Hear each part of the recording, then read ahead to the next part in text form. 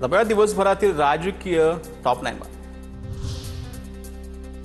महायुतीच्या समन्वय समितीच्या बैठकीला भाजपचे नेते अनुपस्थित, सुनील तटकरे, उदय सामंत आणि शंभूराज देसाई बैठकीला उपस्थित. तटकरेंनी बावनकुळे आणि रवींद्र चव्हाणांशी फोनवरून संवाद साधला.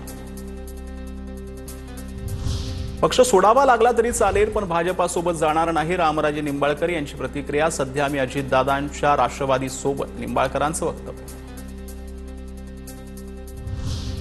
राज्यातील प्रकल्प वेळेत पूर्ण झाले पाहिजे. मुख्यमंत्री देवेंद्र फडणवीस अधिकारी आणि कंत्राटदारांवर संतापले. पायाभूत सुविधांबाबतच्या वॉर रूम आढावा बैठकीतील प्रकार.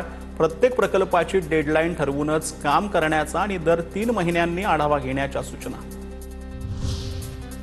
रोहित आर्याला ठोस आश्वासन हवं होतं, मात्र ठोस आश्वासन मंत्री किंवा संबंधित विभाग देऊ शकतं असं सांगितलं होतं. या प्रकरणात माझी चौकशी करू शकतात, केसरकर यांच्याकडून स्पष्ट.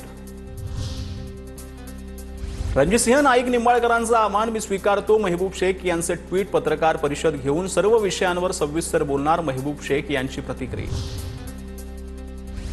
डॉक्टर आत्महत्या प्रकरणात माजी खासदारांना क्लीन चिट कशी? नाना पटोलेंचा सवाल. लोकांना वाचवण्यासाठी मुख्यमंत्री क्लीन चिट देतात. नाना पटोलेंची मुख्यमंत्री फडणवीसांवर टीका. मनसे नेते संदीप देशपांडेंची आशिष शेलारांवर टीका. संदीप देशपांडेंकडून आशिष शेलारांचा आशिषुद्दीन असा उल्लेख. शेलारांनी मतदार यादीवरून राज ठाकरे आणि उद्धव ठाकरेंवर केली होती टीका.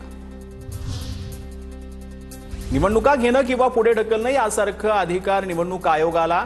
निवडणुकांबाबत विरोधक राजकारण करू पाहतायत. आमदार गोपीचंद पडळकरांची मवियावर टीका. एकनाथ शिंदेंनी केलेल्या उठावावर पुस्तक होईल. 33 देशांनी एकनाथ शिंदेंच्या उठावाची दखल घेतली. चंद्रकांत पाटलांची प्रतिक्रिया. तर नीलमताईंनी शिंदेंना कार्यक्रमाला वेळेत आणलं. शिंदे दुपारी 4च्या कार्यक्रमाला पहाटे पोहोचतात. चंद्रकांत पाटलांचा शिंदेंना टोला.